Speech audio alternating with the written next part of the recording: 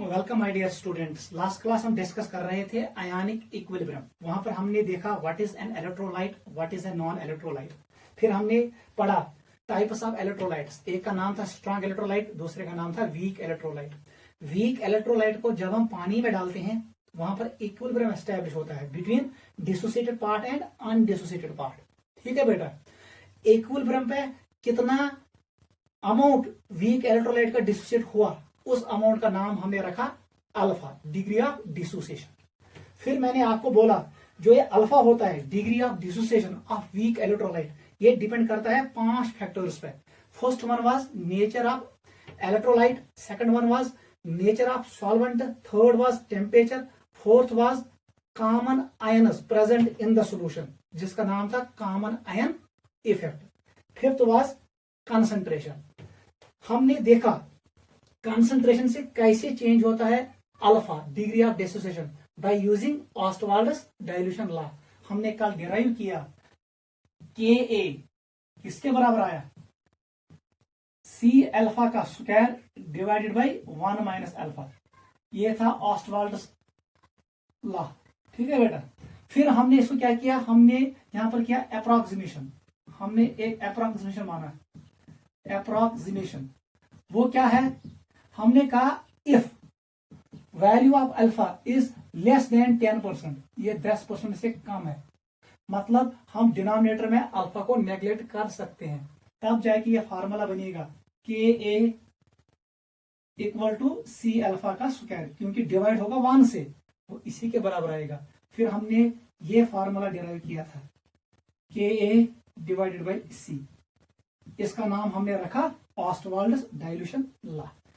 मैं यहां पर लिख सकता हूं जो हमारे पास अल्फा है, it is inversely proportional to square root of molar concentration. ये भी हमने कल पढ़ा, अगर कंसंट्रेशन इंक्रीज होगा अल्फा का वैल्यू कम होगा, इलेक्ट्रोलाइट डिसोसिएट नहीं होगा। इफ कंसंट्रेशन डिक्रीजेस अल्फा का वैल्यू इंक्रीज होगा। हमने यहां पर ग्राफ प्लॉट किया between under root of concentration versus alpha. जब कंसंट्रेशन 0 पे आएगा, व्हेन कंसंट्रेशन अप्रोच 0, अल्फा का वैल्यू था मैक्सिमम 1 के बराबर। फिर जैसे ही कंसंट्रेशन इंक्रीज होगा अल्फा का वैल्यू डिक्रीज होगा, लेकिन ये एक्स एक्सिस को टच नहीं करेगा क्योंकि कुछ ना कुछ अमाउंट वीक इलेक्ट्रोलाइट का जरूर डिसोसिएट होगा। It is not possible that there is 0% dissociation, वो पॉसिबल नहीं है, इसलिए ये 0 वाली लाइन को टच नहीं करेगा। ठीक है, जो ये कर्व आया it is rectangular hyperbola. Hyperbola देख बेटा, यहां पर एक इंपॉर्टेंट कंसेप्ट है, जैसे ही कंसंट्रेशन अप्रोच करेगा 0 को, कंसंट्रेशन अप्रोच 0, इसका मतलब ये हुआ वॉल्यूम अप्रोचेस इन्फिनिटी। आपने इन्फिनाइट डाइल्यूशन किया, आपने पानी बहुत ज्यादा डाला, तब जाके कंसंट्रेशन किसके बराबर आएगा, 0। जैसे ही कंसंट्रेशन 0 पे आएगा अल्फा का वैल्यू आएगा किसके बराबर, 1 के बराबर। अल्फा अप्रोचेस 1, हमें पता है alpha equal to 1 minus strong electrolyte. यहां पर हम एक इंपॉर्टेंट पॉइंट लिखेंगे, in case of weak electrolytes when concentration approaches 0, weak electrolyte becomes strong electrolyte. ये नोट करो, फिर लिखो, नीचे लिखो, weak electrolyte becomes strong electrolyte. Weak electrolyte becomes strong electrolyte when concentration approaches 0, when concentration approaches to 0 और volume is infinite, और volume is infinite. आपने बहुत ज्यादा पानी ऐड किया, उसकी वजह से पूरा इलेक्ट्रोलाइट डिसोसिएट हुआ, वीक इलेक्ट्रोलाइट अब बनेगा स्ट्रॉन्ग। हमेशा याद रखना, weak electrolyte become strong electrolyte when concentration approach to 0 या when volume is infinite.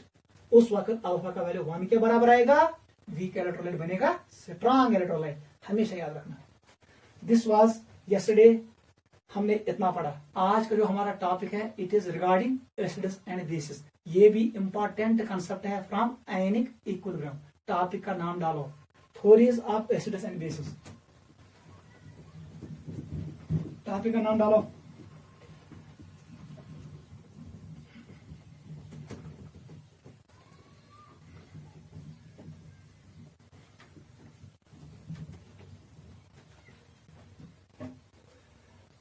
Theories of acids and bases.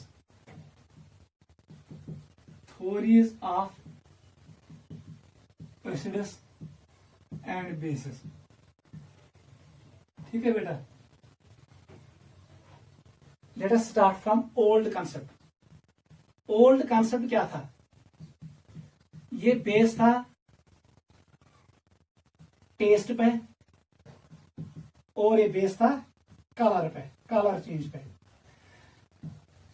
अगर किसी सबस्टेंस का टेस्ट है सोर, तब जाके वो सबस्टेंस एसिड कहलाता है। एसिड टर्म आया है फ्रॉम एसिडस। कहां से निकला ये? एसिडस से। एसिडस का मतलब ही क्या है? It mean sour. Acids means sour. अगर कोई सबस्टेंस बिटर इन टेस्ट है, it is bitter in taste, तब जाके वो सबस्टेंस कहलाता है बेस। और हमेशा याद रखना, बेस आर सोपी इन नेचर। सोपी इन नेचर। बस ये पहला कंसेप्ट हुआ। Acid is that substance which is sour in taste. Base is that substance which is bitter in taste. आपको याद रहेगा B B B stands for bitter. फिर आपको पता है जो ह्यूमन टंग होती है उसके पोस्टीरियर एंड पे क्या होता है? Bitter taste buds. साइड में क्या होते हैं? सोर टेस्ट बर्ड्स। टिप पे क्या होता है? It is salty taste buds. और जो सेंटर में होता है वहां पर होता है स्वीट टेस्ट बर्ड्स। आप पढ़ोगे जूलॉजी में, ह्यूमन टंग पे होते हैं। ठीक है। सोर स्टैंड्स फॉर साइड। ये हुआ old concept on the basis of test.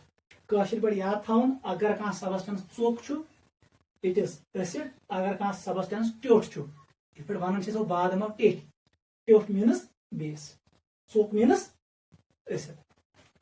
देखो बेटा, कलर से कैसे आपको पता चलेगा। हमारे पास होता है पेपर, एक का कलर होता है रेड, दूसरे का कलर होता है ब्लू। अगर हमने एक सोल्यूशन लिया उसमें हमने डिप किया ब्लू लिटमस को, अगर उसका कलर कन्वर्ट हुआ रेड में, इसका मतलब है ये सबस्टेंस, ये सोल्यूशन एसिडिक है। ऐसे ही अगर आपने सोल्यूशन में डिप किया रेड लिटमस को, फिर बाहर निकाला, उसका कलर बना ब्लू, इसका मतलब है the solution is basic in nature.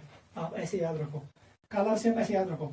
ये हमारे पास होता है ब्लू लिटमस, ब्लू लिटमस।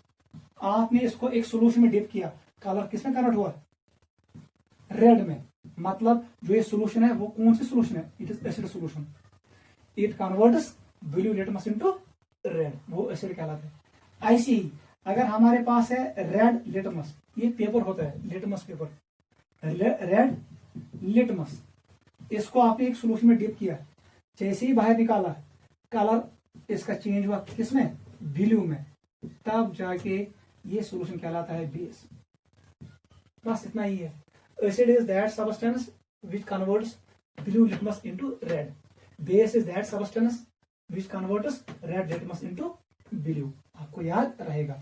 यहां पर एक ट्रिक याद रखो, बार याद रखो, BAR। The unit of pressure is bar. मगर यहां पर हमारा दूसरा मकसद है, A stands for acid. Acid converts blue litmus into red, बस याद रहेगा। ऐसे ही reverse, base will convert red into blue. आप एक याद रखो, दूसरा खुद ब खुद याद रहेगा। Acid converts base into red, ये ट्रिक है। This is first old concept. ऐसे ही अगर आपके पास कोई सबस्टेंस है, इस सबस्टेंस को आपने रिएक्ट किया मेटल के साथ, किसके साथ? अगर इस सबस्टेंस ने दिया हाइड्रोजन गैस, H2 गैस इसने रिलीज किया, वो चला गया एटमॉस्फेयर में, तब जाके ये सबस्टेंस कहलाता है एसिड। ये भी याद रखो, acid is that substance which releases hydrogen gas when it reacts with metals. Note करो तीनों।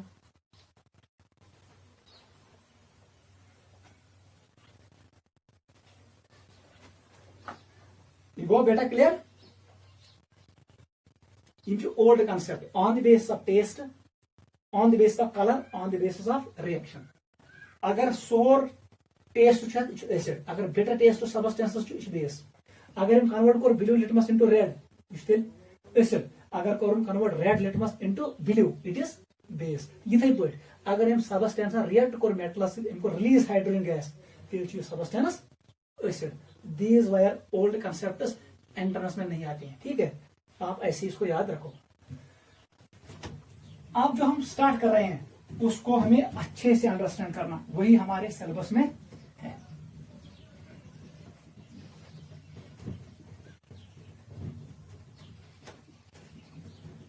टॉपिक का नाम डालो, वेरी वेरी इंपॉर्टेंट, आर्हेनस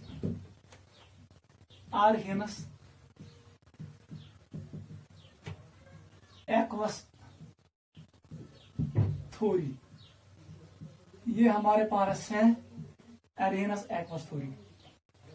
ठीक है, देख बेटा क्या है, वर्ड एक्वस है मतलब पानी में. Aqueous stands for water. किसमें? पानी में होगा वाटर, H2O. देख क्या है थ्योरी, बहुत आसान है, इजी है. ये मैंने लिया टब में मैंने भरा पानी. ठीक है, ये पानी से भरा हुआ है. अब मैंने ज्यादा शो नहीं किया. ठीक है बेटा, ये पानी है. यहां पर है सबस्टेंस HX, एक सबस्टेंस है. इसको मैंने पानी में डाला, इसने यहां पर रिलीज किया H पॉजिटिव को. जो भी सबस्टेंस H पॉजिटिव देगा इन पानी, उसका नाम है एसिड. दैट सबस्टेंस विच रिलीजेस या विच गिव्स प्रोटॉन और hydrogen ion in water is known as acid. ये किसमें है? ये पानी में है. It is in water. IC एक और सबस्टेंस है BOH, ये एक सबस्टेंस है. इसको मैंने डाला पानी में, इसने यहां पर रिलीज किया OH नेगेटिव, हाइड्रोक्सिल आयन. तब जाके ये सबस्टेंस कहलाता है बेस. बस इतना ही है, नोट करो, इतना ही है बस. लिखो डेफिनेशन एसिड, इसकी डेफिनेशन लिखो. दैट सबस्टेंस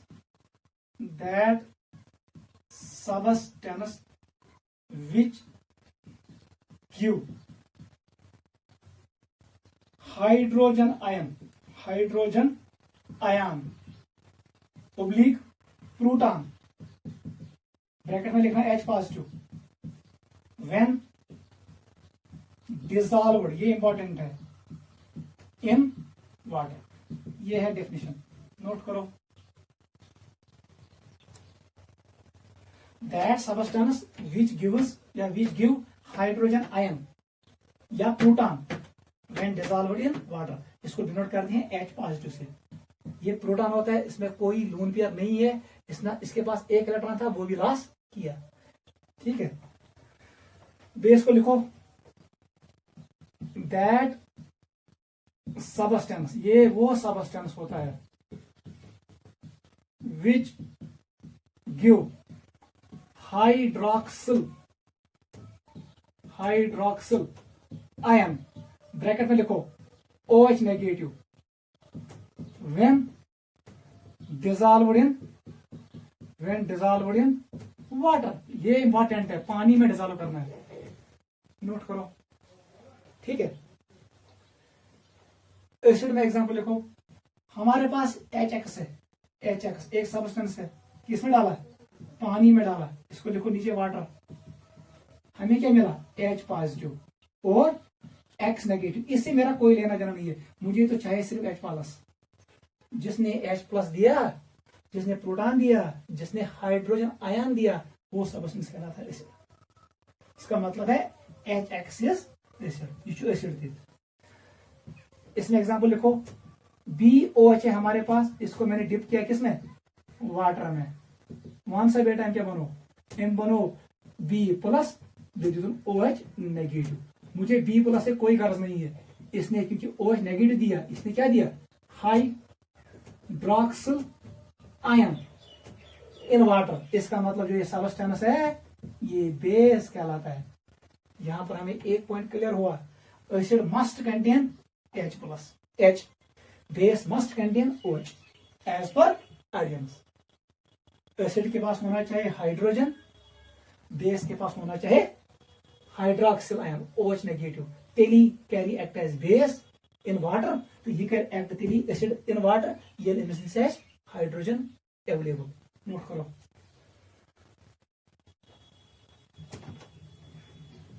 ठीक है बेटा, एसिड की एग्जांपल लिखो जल्दी। एग्जांपल्स कौन कौन?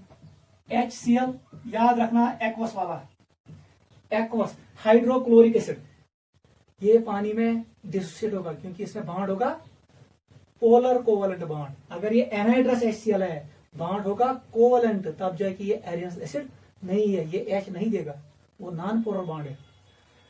HBr नोट करो, एक्वस। ठीक है, IC ले लो, H2SO4 sulphuric acid, nitric acid ले लो HNO3, फास्फोरिक एसिड ले लो H3PO4, सबके पास हाइड्रोजन है, ये सभी कहलाते हैं एरियस एसिड्स। ठीक है बेटा, बेस पे आ जाओ। Examples of base, sodium hydroxide, इसके पास OH है।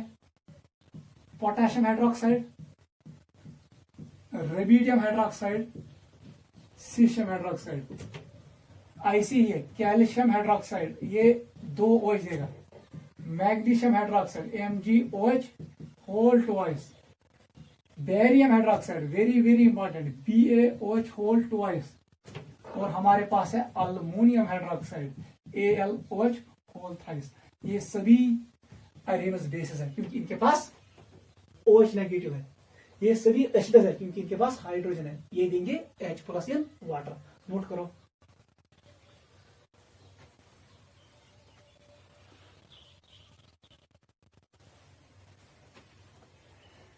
यहां पर हमने डिस्कस किया एरियनस कॉन्सेप्ट, एरियन के हिसाब से कौन एसिड कौन बेस, वो मैंने आपको एक्सप्लेन किया, वेरी वेरी इंपॉर्टेंट। अब यहां पर इंपॉर्टेंट पॉइंट है, जैसे ही हमने एसिड को पानी में डाला, वहां हमें मिला H+, प्रोटॉन।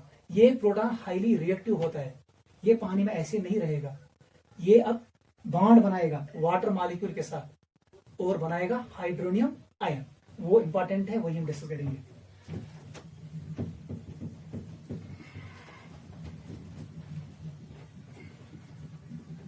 यावा समझ सब, इसमें ज्यादा डिफिकल्टी नहीं है, ये आप मैट्रिक में भी पढ़ा है आप लोगों ने। ठीक है, ये इंपॉर्टेंट है जो अब मैं पढ़ाने जा रहा हूं। हमारे पास है H+, नाम क्या है? प्रोटॉन, या हम इसका एक और नाम क्या लिखते हैं? Hydrogen ion, hydrogen ion. जैसे ही पानी में ये प्रोड्यूस हुआ, आपने एसिड को डाला पानी में, वहां निकला H+, वो रिएक्ट करेगा वाटर के साथ। वाटर के पास क्या होता है? 2 लोन पेयर्स, 2 में से एक के साथ बॉन्ड बनाएगा, ऐसे बनाएगा H3O+। इस मॉलिक्यूल का नाम है हाइड्रोनियम आयन, हाइड्रोनियम आयन। पहला पॉइंट यही लिखो, proton exists in water as hydronium ion. लिखो, proton exists in water as hydronium ion, याद रखना। अब देख, आपको पता है, मैंने आपको सिखाया है, अगर हम सेंट्रल एटम को देखेंगे, O को देखेंगे, पता हो इसका स्टीरिक नंबर किसके बराबर है? लोन पेयर 1 है, और हाउ मेनी बॉन्डेड एटम्स? 3। इसका स्टीरिक नंबर 4 के बराबर आएगा। जैसे ही 4 के बराबर आया, हाइब्रिडेशन इज sp3। इसका मतलब शेप होना चाहिए, ज्योमेट्री होनी चाहिए टेट्राहेड्रल, मगर यहां पर एक लोन पेयर है, यहां पर वेस्पर थ्योरी अप्लाई होगी। उसके हिसाब से इसकी जो शेप होती है, याद रखना, शेप वो इसकी होती है ट्राइगोनल, ट्राइगोनल पाइरिमिडल। याद रखना, प्रोटॉन वाटर के साथ रिएक्ट करता है और बनाता है हाइड्रोनियम आयन। हाइड्रोनियम आयन की शक्ल क्या होती है? Trigonal pyramidal. Very very important, like ammonia. जैसे अमोनिया की शक्ल होती है, वैसे इसकी same as that of ammonia. कैसे? देखो बेटा, ये हमारे पास O है, यहां पर एक लोन पेयर है, यहां पर हम H बनाएंगे, यहां पर एक और H बनाएंगे नीचे, और यहां पर एक और H बनाया हमने। देख बेटा, इसको ज्वाइन करो, ये बना ट्राइगन। अब यहां पर बनेगा पायरामिड। ठीक है, मैंने आपको सिखाया, वैसे तो थोड़ी में lone pair is not considered while giving shape, it is trigonal pyramidal. और मॉलिक्यूल का जो ये पॉजिटिव चार्ज है ये फॉर्मल चार्ज होता है, it's a formal charge. Explain मैंने किया, ये O पे होगा फॉर्मल चार्ज। ठीक है, ये है ज्योमेट्री और shape of hydronium ion, note करो। अब देख, ये वाटर के साथ रिएक्ट करता है, कौन? H+। ये बनाता है एक जनरल फार्मूला, हमेशा याद रखना, H+ H2O X, याद रखना नीट के लिए, ये जनरल फार्मूला है। H+ exists in water in hydrated form। पहले नीचे देखो, both H+ and OH negative, both H+ and OH negative exist in water in the form of hydrated form। Both H+ and OH negative exists in water in hydrated form। दोनों किस form में होते हैं? Hydrated form. ये है general formula for hydrated proton. ये hydrated proton याद है, वेरी वेरी इंपॉर्टेंट। पुट करो, x का वैल्यू 1 के बराबर डालो। अगर यहां 1 डालेंगे क्या बनेगा? It will become H3O positive, जो अभी हमने पढ़ा hydronium ion. x equal to 2, जल्दी करो, यहां इसमें वाटर ऐड करो, वही बनेगा, ये बनेगा H5O2+।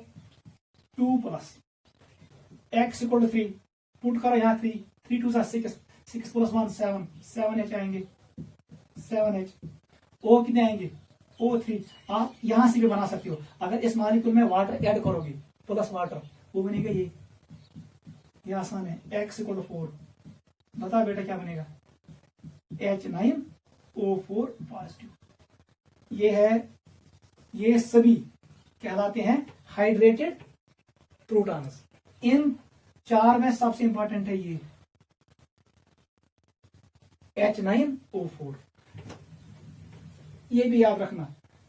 हाइड्रोजन को बीच में रखो, यहां पर ले लो एक वाटर मॉलिक्यूल, ऐसे यहां से ले आओ एक और वाटर मॉलिक्यूल, यहां से ले आओ एक और वाटर मॉलिक्यूल, यहां से लाओ एक और वाटर मॉलिक्यूल। लेकिन ये बॉन्ड नहीं है, ये इंटरेक्शन है, ये हाइड्रेटेड फॉर्म है। हाइड्रोजन 4 बॉन्ड नहीं बना सकता है, मैंने सिखाया आपको। अगर इसको ज्वाइन करेंगे ऐसे, क्या बनेगा? टेट्राहेड्रल बने ना, ये टेट्राहेड्रल। मतलब इसकी शेप कैसी है? टेट्राहेड्रल। नोट करो, H9O4, अगर काउंट करोगे इसमें 9H है, 2 + 2 + 2 + 2 8 and 1 9H। O कितने हैं? 4, 1 2 3 और 4। ये शेप क्या है? टेट्राहेड्रल। H9O4 पॉजिटिव है, टेट्राहेड्रल शेप। इंपॉर्टेंट है, इंटरेस्ट आएगा, नोट करो। हाइड्रोनियम आयन का शेप क्या है? ट्राइगोनल पायरामिडल, अभी मैंने बोला, ये दो याद रखना। ऐसे ही आप डायरेक्ट अब याद रखो, हमारे पास है OH नेगेटिव हाइड्रॉक्सिल आयन। क्या है ये? हाइड्रॉक्सिल आयन, ये पानी के साथ रिएक्ट करता है और बनाता है general formula OH negative H2OX। ये है general formula of hydrated hydroxyl ion, hydrated hydroxyl ion. Put करो वैल्यू, x इक्वल टू 1, बताओ क्या बनेगा? If it is equal to 1, कितने H? 3, it is H3। O कितने? 2, लेकिन नेगेटिव चार्ज आएगा। x इक्वल टू 2, आप इसमें वाटर ऐड करो, जल्दी करो। ऊपर फार्मूला से भी निकाल सकते हो, ऐसे भी निकाल सकेंगे। It is H5O3 negative. x equal to 3, इसमें वाटर मॉलिक्यूल ऐड करो, H7 बनेगा, O बनेगा 4 नेगेटिव। x इक्वल टू 4, बताओ क्या बनेगा? H9O5 negative. ये सभी है हाइड्रेटेड हाइड्रोक्सिल आयन्स। नोट करो, ये वो क्लियर। देख नीट में कैसे क्वेश्चन आएगा, अब देख नीट में कैसे आएगा। सुतराय सवाल से सु दी 4 ऑप्शन, दबी कुछ अख करेक्ट कुछ अख रॉन्ग। एक क्वेश्चन करेंगे, which one is wrong, which one is incorrect. Incorrect form of hydrated proton. First option मैंने लिखा यहां पर H3O पॉजिटिव, सेकंड ऑप्शन मैंने लिखा H9O4 पॉजिटिव, थर्ड ऑप्शन मैंने लिखा H7O4 पॉजिटिव, फोर्थ मैंने लिखा H5O2 पॉजिटिव। बताओ इन चार में कौन रॉन्ग है? डायरेक्ट ये वाला रॉन्ग है, क्योंकि इस फार्मूला में पुट करो x का वैल्यू, ये भी बनेगा, ये भी बनेगा और ये भी बनेगा, ये वाला नहीं बनेगा। ठीक है, ऐसी क्वेश्चन आएगा। क्या हुआ समझ? कोस तक रॉन्ग, ये वाला रॉन्ग है क्योंकि ये रिप्रेजेंट नहीं करेगा, ये सीरीज में नहीं आएगा। अगर आप x का वैल्यू पुट करोगे यहाँ पर 1 2 3 4, लेकिन ये आप नहीं बना पाओगे, मतलब ये एग्जिस्ट नहीं करेगा। ऐसे करो एक और question, which one is correct, which one is correct. ये क्वेश्चन नंबर 2 है। First option H5O2 negative, second option H6O3 negative, third option H5O2O3 negative. ऐसे करो H7O5 नेगेटिव, लास्ट करो H7O4 नेगेटिव। बताओ कौन, बताओ कौन ये वाला करेक्ट है, क्योंकि बाकी आप नहीं बना पाओगे जब x का वैल्यू पुट करोगे 1 2 3, ये सीरीज में नहीं आएंगे। ये तीन सिर्फ ये बनेगा, H7O4 नेगेटिव बनेगा, बाकी तीन नहीं बनेंगे। ये आएगा करेक्ट आंसर। नोट करो, ये थे कोई क्वेश्चन यूनिट्स।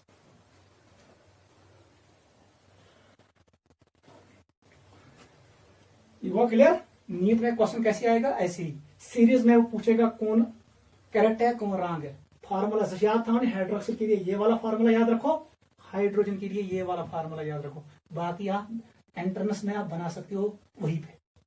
ठीक है, ठीक है बेटा। अब लिखो मॉडिफाइड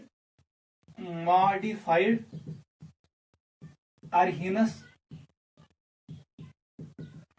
एसिड, ये भी इंपॉर्टेंट है। ठीक है बेटा, मॉडिफाइड अरहीनस एसिड हमारे पास है H3BO3, इसका नाम है बोरिक एसिड। बोरिक एसिड, इसको हम ऐसे रिप्रेजेंट करते हैं BOH होल थ्राइस।